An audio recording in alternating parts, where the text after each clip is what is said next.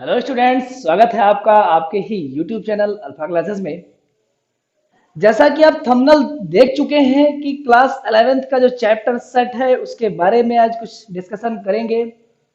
तो देर ना करते हुए सेट पे आते हैं। क्या है सेट? तो अभी हम अपने जीवन में देखते हैं कई प्रकार की वस्तुओं का कलेक्शन, जैसे किताबों का संग्रह, वस्तुओं का संग्रह, लोगों का संग्रह, एटसेट्रा एटसेट्रा। तो ये जो सेम टाइप के मटेरियल का कलेक्शन होता है इसे ही सेट कहते हैं। तो इसकी डेफिनेशन एक लाइन में अगर कहें तो सुपरिभाषित सुव्यवस्थित वस्तुओं के संग्रह को ही समुच्चय कहते हैं, सेट कहते हैं। सेट का यूज हमारे मैथमेटिक्स में कहां कहां है? तो सबसे पहले तो सेट आप पढ़ने के बाद रिलेशन एंड फंक्शन जो अगला चैप्टर है उसमें इसका यूज पढ़ोगे, प्रायिकता में पढ़ोगे, अलजेब्रा में पढ़ोगे, और भी कई ब्रांचेज हैं जिसमें आप सेट का यूज पढ़ोगे। तो सेट एक इंपॉर्टेंट टॉपिक है जो आगे फ्यूचर में वेरी वेरी बेनिफिशियल टॉपिक है। तो इसके बेसिक कॉन्सेप्ट को जीरो से चलेंगे आपके लिए और देखेंगे कि सेट क्या है। सेट के बारे में एक एक बातों को अच्छे से सीखेंगे। तो चलते हैं सेट के बारे में कुछ जानते हैं। जैसे कि यहां पर बात करें सेट की, तो अभी क्या बताया? सुव्यवस्थित सुपरिभाषित सुसंगठित वस्तुओं के कलेक्शन को, वेल डिफाइंड मटेरियल का जो कलेक्शन है उस कलेक्शन को ही सेट कहते हैं। क्या कहते हैं? सेट कहते हैं। सेट का रिप्रेजेंटेशन कैसा होता है? तो सेट का रिप्रेजेंटेशन अंग्रेजी वर्णमाला के इंग्लिश लेटर्स के कैपिटल लेटर लिए जाते हैं। जैसे कोई सेट अगर रिप्रेजेंट करना है तो A B C D etcetera इन अल्फाबेट्स को यूज करेंगे। अब एलिमेंट्स अवयवों की बात करें तो अंग्रेजी वर्णमाला के छोटे अक्षर लेकर के रिप्रेजेंट करते हैं, अर्थात A B C D etcetera. अब एक सेट को कैसे लिखा जाता है? तो एक सेट को अगर लिखना हो तो इस तरह से लिखेंगे। सेट के एलिमेंट्स को करली ब्रैकेट मंझले ब्रैकेट में रख करके रिप्रेजेंट करते हैं। तो सेट ए बराबर अगर कहें तो ये ए बी सी अवयवों का एक समुच्चय ए है। तो ए बी सी किस प्रकार के एलिमेंट है, कैसे अवयव हैं? तो ये अंग्रेजी वर्णमाला के प्रारंभ के 3 अक्षर लिए गए हैं। ठीक, तो अब समुच्चय के बारे में कुछ खास बातें। सबसे पहली बात तो आप यह देखे हो कि समुच्चय को अंग्रेजी वर्णमाला के बड़े अक्षरों से डिनोट करते हैं, उनके एलिमेंट्स को स्मॉल लेटर में डिनोट कर लेते हैं, रिप्रेजेंट कर लेते हैं, और खास बात इन एलिमेंट्स को करली ब्रैकेट में रखते हैं। और एक बहुत ही महत्वपूर्ण बात यह है कि समुच्चय में किसी भी अवयव का रिपीटेशन अलाउड नहीं है। क्या मतलब? समुच्चय में किसी भी अवयव की पुनरावृत्ति अलाउड नहीं है, किसी भी अवयव को दोहराया नहीं जाता है। और अगली खास बात, समुच्चय के अवयवों का क्रम मायने नहीं रखता, किसी भी अवयव को कहीं भी रख दो, जैसे ए बी सी लिखो या बी ए सी लिखो या सी ए बी लिखो, इस सेट पर कोई इफेक्ट नहीं पड़ने वाला है।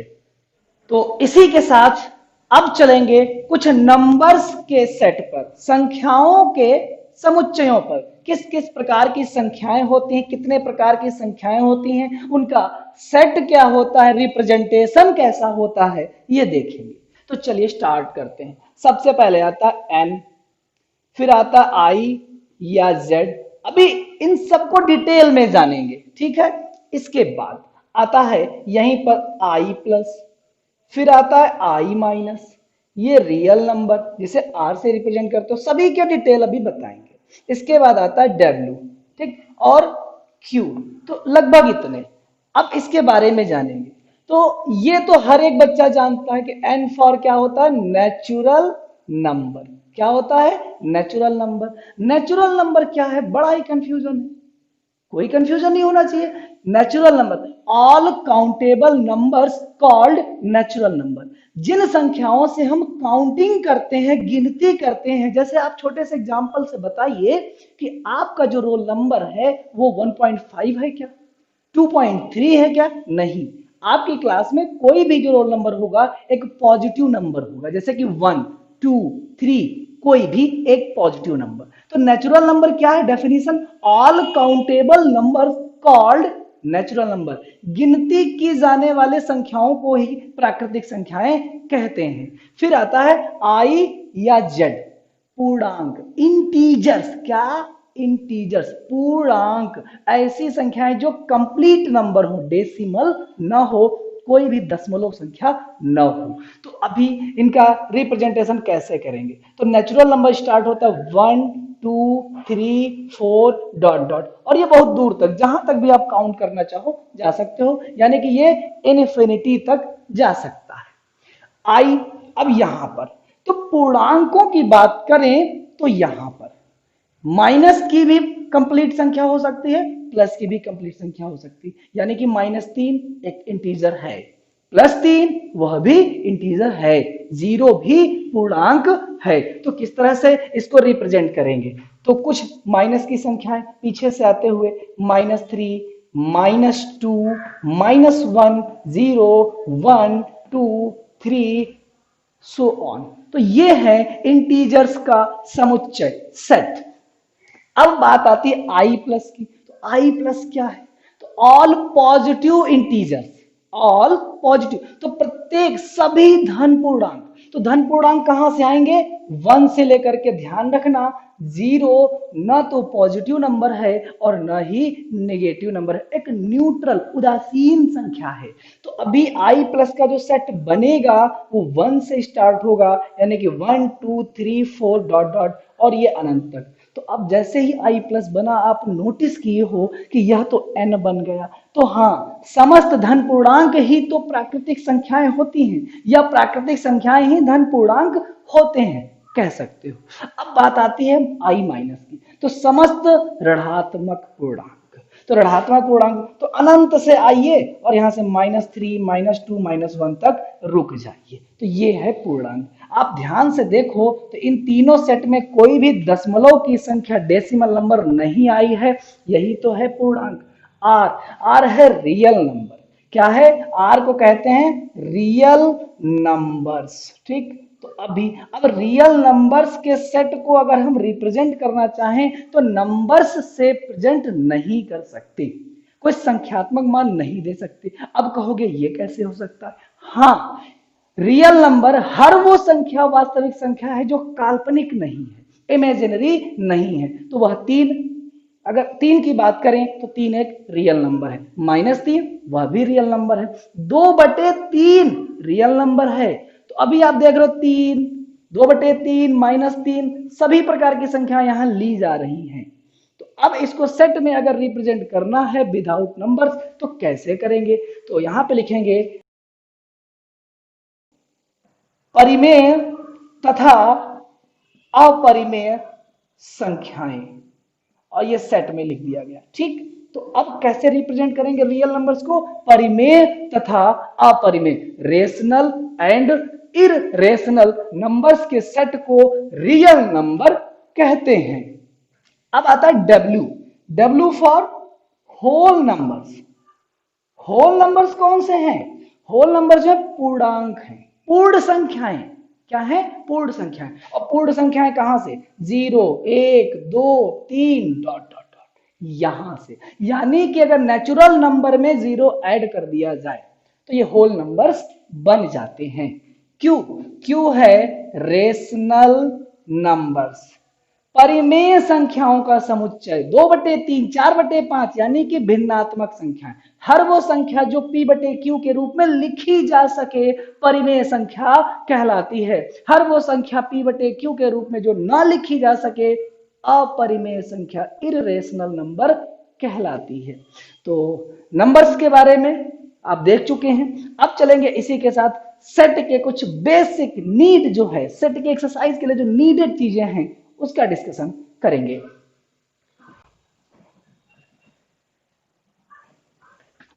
तो सेट में एक एक पॉइंट को समझेंगे। एलिमेंट, पहला पॉइंट, सेट में एलिमेंट क्या होता है? एलिमेंट, बार बार हम नाम ले रहे हैं एलिमेंट का। क्या है एलिमेंट? तो सपोज कोई सेट है यहां पर, 2, 3, 4, 5, 6 और ये 10 तक।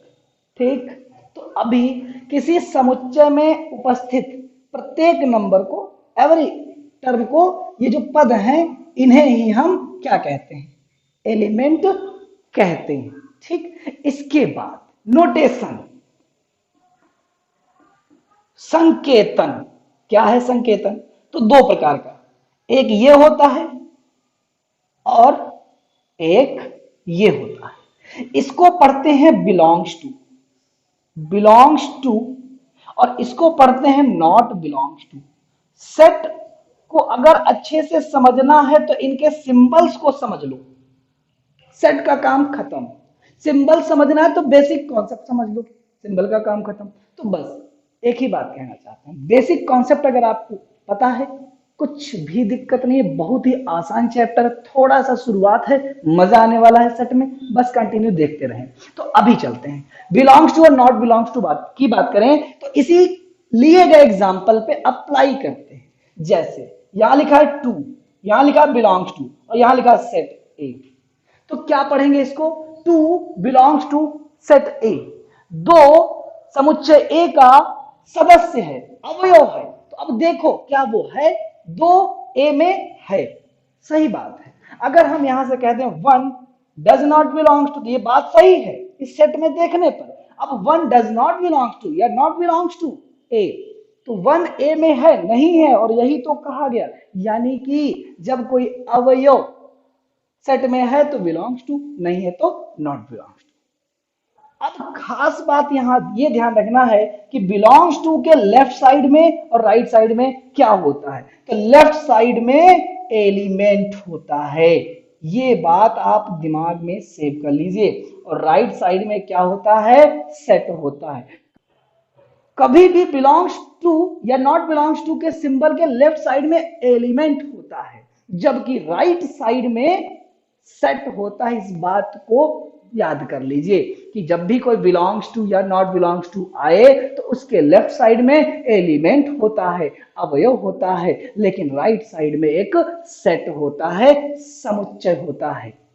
इसके बाद समुच्चयों का निरूपण, समुच्चयों का निरूपण मुख्यतः दो रूप से किया जाता है, दो विधियों से।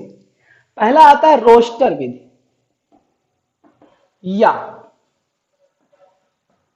तालिका विधि, या तालिका विधि। तो जैसे अभी हम सेट के एग्जांपल दे रहे थे, जैसे ए बराबर 2, 3, 4, 5, 6 dot dot to 10, set B बराबर A E I O you. इस प्रकार समुच्चयों को रिप्रेजेंट करने का जो मेथड है, टेबुलर मेथड, रोस्टर मेथड कहते हैं। अब अगला आता है गुण विधि या नियम विधि, प्रॉपर्टी मेथड, गुण विधि या नियम विधि। तो ये क्या होता है, जब समुच्चय के अवयवों को न लिख करके उसकी प्रकृति के बारे में बताया जाए। फॉर एग्जाम्पल ए एक सेट है, जबकि इस तरह से एक्स सच दैट, इसको क्या पढ़ते हैं इस सिंबल को, सच दैट। क्या रीड करेंगे, सच दैट, ध्यान रखें।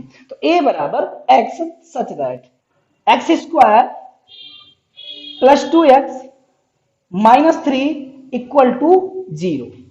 तो अभी यहां पर क्या लिख दिया गया इस तरह से, तो यहां पर कोई एलिमेंट तो आया नहीं। एक्स की प्रॉपर्टी बताइए कि एक्स जो है द्विघात समीकरण का एक मूल है। ठीक, तो अभी क्या करोगे, यहां से इनको निकालोगे और एलिमेंट निकालोगे गुणनखंड करने की प्रक्रिया से, फिर जो एलिमेंट आएगा उसके सेट को जब रिप्रेजेंट करोगे तो इस मेथड से करोगे। और इस तरह से रिप्रेजेंटेशन क्या होता है, गुण विधि या नियम विधि। चलिए एक एग्जांपल और लेते हैं, ए बराबर एक्स, जबकि एक्स क्या है, अंग्रेजी वर्ड माला का स्वर है। एक्स क्या है, अंग्रेजी वर्णमाला का स्वर है। एक इसे लिख दो, एक इसे लिख दो, तो आप दोनों में डिफरेंस समझ रहे हो क्या, बस लिखने का तरीका बदल गया, सेट वही है, सेट वही है। देखो इसमें अंग्रेजी वर्णमाला के स्वर आए हैं और स्वरों को दिया गया है, जबकि यहां कह दिया गया स्वरों का समुच्चय, इंग्लिश अल्फाबेट के स्वरों का समुच्चय। तो ये था नोटेशन ऑफ सेट। तो अब चलेंगे समुच्चयों के प्रकार पर, टाइप्स ऑफ सेट। तो सबसे पहला आता है null set, void set, empty set. Hindi में कहें तो रिक्त समुच्चय। क्या है रिक्त समुच्चय? तो समुच्चय का कोई भी प्रकार है, लगभग उसकी डेफिनेशन उसके नाम से ही डिफाइन हो जाती है। जैसे कि आप देख रहे हो रिक्त समुच्चय, रिक्त का मतलब खाली, नल। ठीक, तो अब क्या डेफिनेशन है आप खुद डिसाइड कर सकते हो। ऐसा सेट जिसमें कुछ नहीं है, तो डेफिनेशन कैसे लिखोगे? ऐसा समुच्चय जिसमें कोई भी अवयव न हो, रिक्त समुच्चय कहलाता है। ठीक है ना? एवरी सेट जिसमें कोई भी एलिमेंट ना हो, null set, empty set, void set कहलाता है। ठीक, कैसे रिप्रेजेंट करेंगे? तो एम्प्टी सेट को ऐसे खाली करली ब्रैकेट से रिप्रेजेंट करते हैं, या फाइल लिख करके भी रिप्रेजेंट करते हैं। ध्यान रहे, या तो ऐसा या फिर ऐसा, गलती ना करें। गलती अक्सर हम ये लिखकर करते हैं, जो कि एम्प्टी सेट का एग्जाम्पल नहीं है। रिप्रेजेंटेशन किससे होगा? या तो ओपन इस तरह से होगा, या फिर फाइल से होगा। अब चलते हैं अगले सेट पर, एकल समुच्चय पर, जिसे सिंगलेटन सेट कहते हैं। एकल समुच्चय, सिंगलेटन सेट, नाम से ही क्लियर है। एकल सेट, कैसा सेट? जिसमें केवल और केवल एक ही अवयव उपस्थित हो। जैसे ये, जैसे ये, जैसे ये। आ गई बात ये वाली यहां पर। तो अगर किसी करली ब्रैकेट में अंदर फाई है तो यह एकल सेट का एग्जाम्पल है, नल सेट का नहीं, रिक्त समुच्चय का नहीं। तो अब इस पॉइंट को क्लियर कर लीजिए। रिक्त समुच्चय में एक खास बात, यह एक यूनिक सेट होता है, यानी कि हमेशा यही या यही रिप्रेजेंट करेंगे। एकल सेट में कोई भी सिंगल एलिमेंट उपस्थित हो सकता है। इसके बाद अगला सेट क्या है? अगला सेट है डेफिनिट सेट, जिसे हम कहते हैं परिमित समुच्चय। परिमित समुच्चय, डेफिनिट, निश्चित संख्या के अवयवों वाला सेट। ऐसा समुच्चय जिसमें एलिमेंट्स के नंबर काउंटेबल हों, जिनके अवयवों को गिना जा सके, परिमित समुच्चय कहलाते हैं। फॉर एग्जाम्पल, कोई सेट ए बराबर है और इस तरह से A B C dot dot Z. तो हमें पता है कि ये जो सेट है उसका एंड कहां पर है? जेड पर है। अगर हम काउंट करना चाहें तो बता सकते हैं कि इसमें कितने एलिमेंट हैं। अगला एग्जांपल 1 2 और यहां पे लिखा है 20। ठीक, तो ये काउंटेबल है। तो ऐसे सेट जिनके एलिमेंट्स को गिना जा सके, काउंट किया जा सके, परिमित समुच्चय कहलाते हैं। तो ठीक इसका रिवर्स, अपरिमित, इनडेफिनिट सेट क्या है देखते हैं। अपरिमित समुच्चय, तो अपरिमित समुच्चय होता है ठीक इसका उल्टा, किसका? परिमित समुच्चय का। ऐसे सेट जिनके एलिमेंट्स गिने ही ना जा सके, गिने ही ना जा सके, अनकाउंटेबल नंबर्स। जैसे कोई सेट अगर हम ए यहां पकड़े 1 2 3 डॉट डॉट डॉट और बस, तो 1 2 3 का तो पता है, लेकिन कहां तक है, एंड कहां है नहीं जानते हैं, और बस काउंट नहीं कर सकते हैं कि इस दिए गए सेट में कितने एलिमेंट आए। इसलिए इस प्रकार से यह समुच्चय अपरिमित समुच्चय बनेगा। तो अब परिमित और अपरिमित को एक टेक्निक ऐसा देंगे जिससे कि देखते ही बता पाओगे कि दिया गया समुच्चय डेफिनिट है या फिर इनडेफिनिट है। तो आप परिमित और अपरिमित को ध्यान से देखें। परिमित के एग्जाम्पल डेफिनिट के और इनडेफिनिट में। तो आप यहां क्या नोटिस कर रहे हैं और यहां क्या नोटिस कर रहे हैं? बस यही नोटिस करना है। अर्थात ऐसा समुच्चय जिसका अंतिम पद, लास्ट टर्म, लास्ट एलिमेंट दिया हो, डेफिनिट है, नहीं दिया है इनडेफिनिट है, डेफिनिशन खत्म। केवल यही पूछेगा प्रश्न में कि दिया गया समुच्चय परिमित है या अपरिमित है। समुच्चय में कौन से अवयव आए हैं कोई मैटर नहीं है, लास्ट में दिया है तो परिमित, अगर नहीं दिया है एलिमेंट तो अपरिमित। बस अपरिमित समुच्चय की एक खास बात, अपरिमित समुच्चय का प्रत्येक समुच्चय रोस्टर रूप में नहीं रिप्रेजेंट किया जा सकता है। कैसे? थोड़ी देर पहले संख्याओं का सेट बताए थे, तो रियल नंबर्स में जब सेट बनाए थे आर बराबर, तो करली ब्रैकेट में लिखा था परिमेय तथा अपरिमेय संख्याओं का समुच्चय, याद करो बताया था। तो उसमें नंबर्स नहीं लिए थे, तो इसलिए रिप्रेजेंट नहीं कर सकते क्योंकि उनमें आने वाले नंबर्स में कोई विशेष पैटर्न काम नहीं करता कि किस एलिमेंट के पहले कौन सा होगा और किस एलिमेंट के बाद कौन सा। इसलिए कुछ अपरिमित समुच्चयों को केवल गुण विधि से, नियम विधि से लिखना ठीक होता है, रोस्टर विधि से लिखना असंभव होता है। तो कुछ अपरिमित समुच्चयों को रोस्टर रूप में नहीं लिखा जा सकता, जैसे वास्तविक संख्याओं का समुच्चय। एक एग्जांपल, अगला समुच्चय क्या है, अगला प्रकार क्या है देखते हैं। अगला प्रकार है समान समुच्चय। समान समुच्चय जिसे कहते हो इक्वल सेट। तो एक बात बताओ, ये जो नाम वर्ड इक्वल है किस तरह का है? तुलनात्मक शब्द है, कंपैरिजन। अब तुलना करने के लिए कम से कम दो चीजें होनी ही चाहिए। अब दो चीजें यहां सेट पढ़ रहे हैं, तो दो चीजें कौन से? दो दो सेट होने चाहिए, दो सेट होने चाहिए। इट मींस समान समुच्चय के लिए हम दो समुच्चय लेंगे, एक ए और एक बी। तो कोई दो सेट इक्वल सेट तभी होंगे जब उनके प्रत्येक अवयव समान हो, अर्थात जो अवयव ए में है वही अवयव बी में होने चाहिए। इतना ही नहीं, जितने अवयव ए में हैं उतने ही अवयव बी में होने चाहिए। एग्जाम्पल के तौर पर सेट बराबर ए बराबर 1 2 3 दिया है, जबकि सेट बी बराबर 3 2 1 दिया है। तो आप देखो 1 ए में है 1 बी में है, 2 ए में है 2 बी में है, 3 ए में है 3 बी में है, और तीन ही एलिमेंट ए में है और तीन ही एलिमेंट बी में है। इस प्रकार सेट ए सेट बी के इक्वल होगा, यानी कि हम क्या लिख सकते हैं? ए बराबर बी लिख सकते हैं।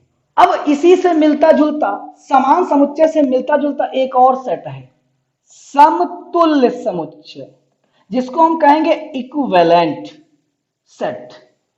इक्विवेलेंट सेट ये क्या होता है? थोड़ा सा डिफरेंस है, बट ध्यान रखने वाली बात, समान समुच्चय की डेफिनेशन ध्यान करें कि जो अवयव पहले में है वही अवयव दूसरे में होना चाहिए, जितने अवयव पहले सेट में हैं उतने ही अवयव दूसरे सेट में होना चाहिए, समान समुच्चय कहलाएगा। करेक्ट। लेकिन इक्विवेलेंट में क्या है? बस दो सेट यहां भी मिलने हैं, तो सेट ए बराबर यहां, सेट बी बराबर यहां। तो बस जो अवयव इसमें आया है जरूरी नहीं है कि इसमें भी आया हो, लेकिन समतुल्य होने के लिए बस एक ही बात जरूरी है कि जितने अवयव ए में हैं उतने ही अवयव बी में होने चाहिए, यानी कि नंबर्स ऑफ एलिमेंट्स दोनों में सेम हो। एग्जाम्पल के तौर पर सेट ए है ए बी सी का एलिमेंट रखता हुआ, और सेट बी है 1 2 3 का एलिमेंट रखता हुआ। अब आप नोटिस करो, ए बी सी का कोई एलिमेंट सेट बी में नहीं है। ए बी सी ये तीनों एलिमेंट हैं जो सेट बी में नहीं है, और बी का 1 2 3 भी ए में नहीं है। लेकिन एक नोटिस करने वाली बात यह है कि जितने एलिमेंट ए में थे उतने ही एलिमेंट बी में हैं। तो जब केवल एलिमेंट्स के नंबर बराबर हों, इक्विवेलेंट सेट, और हर दशा में बराबर हो, एलिमेंट के साथ में नंबर्स ऑफ एलिमेंट भी बराबर हो, तो वहां पर समान समुच्चय होता है। अगली बात और आज के लेक्चर की आखिरी बात क्या है? समुच्चय के अवयवों की गणना। तो हेडिंग बनती है इसकी समुच्चय की गणन संख्या, cardinal number of set, cardinal number of set. तो सपोज दैट यहां पर, जैसे यहां पर कोई सेट दिया है ए बराबर, 1 2 3 4 5। तो इसके एलिमेंट्स काउंट करो, कितने हैं? 5 हैं। अब इन नंबर्स को कैसे लिखोगे? तो लिखोगे n ऑफ a इज 5, यानी कि सेट ए में कितने एलिमेंट हैं? 5। तो ये है समुच्चय की गणन संख्या। एलिमेंट्स के नंबर रिप्रेजेंट करने के लिए एन ए एन बी वगैरह लेते हैं। इसका यूज सेट के लास्ट एक्सरसाइज में आप सीखोगे और इसका यूज करोगे। तो आज का लेक्चर बस यहीं तक। मिलते हैं अगले लेक्चर में प्रश्नावली 1.1 के साथ। धन्यवाद।